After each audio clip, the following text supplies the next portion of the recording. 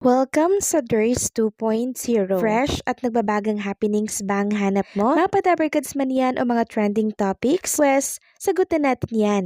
Kaya naman isubscribe nyo na ang ating channel para sa mga nagbabagang balita everyday. SP Soto, pinangalanan mga senador na pwedeng maging Senate Blue Ribbon Committee Chair.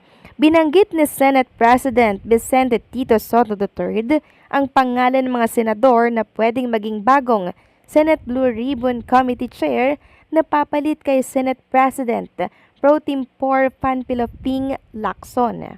Ayon kay Tito Soto, para daw sa kanya kung sino daw ang rekomendasyon ni Senator Lacson would have a very strong edge over anybody else. Marami kaming pwedeng pagpilian. Nandyan si Senator J.B. Ejercito, si Senator Rapi Tulfo, si Pia Cayetano o kaya si Francis Pangilinan, even si Riza Hontiveros pwede. Yan po ang saad ng Pangulo ng Senado. Ayon pa dito, pag-uusapan natin, as a matter of fact, tumawag ako ng caucus bukas ng tanghali kaming mga members ng majority para pag-usapan itong nangyaring ito sa resignation ni Senator Lacson. Matatanda ang nag-resign kamakailan bilang chairman ng Senate Blue Ribbon Committee si Lacson dahil umano sa kanyang mga kapwa-senador. Kung nagkukulang na ng pagtitiwala ang aking kasamahan, especially kung mas marami sa kanila, hindi na masaya sa pag-handle sa akin sa Blue Ribbon. Naisip ko na maybe stepping down is an option. Yan po ang mariing binitawan ni Lacson. Sa parehong panayam kay Soto, sinabi niyang sinubukan daw niyang pigilan si Lacson bago pa niya matanggap ang resignation letter nito. Sinusubukan ko nung 2 araw hindi pa siya nagsisubmit ng sulat noon. Kaya sinusubukan ko pero itong pagkakasubmit niyang ito, palagay ko hindi na natin kayang kumbinsihin. Yan po ang binitawan ni Tito Soto. Ang Senate Blue Ribbon Committee ang kasalukuyang nag-iimbestiga sa mga maanumalyang flood control project. Tito Soto papalitan na sa pagka-Senate President. Meron kasing lumutang na kudita sa Senado.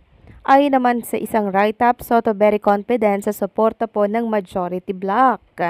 Sa gitna ng lumutang na kudita sa Senado, sinabi po ni Senate President Vicente Tito Soto III na very confident siya sa suporta ng mga senador na kasapi ng majority bloc.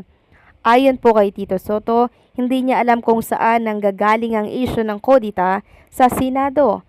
Pero sinabing hindi na kailangang magsagawa ng loyalty check dahil nakakausap naman niya ang miyembro ng majority maging si Senate Minority Leader Alan Peter Cayetano na pinalalabas sa social media na papalit kay Soto.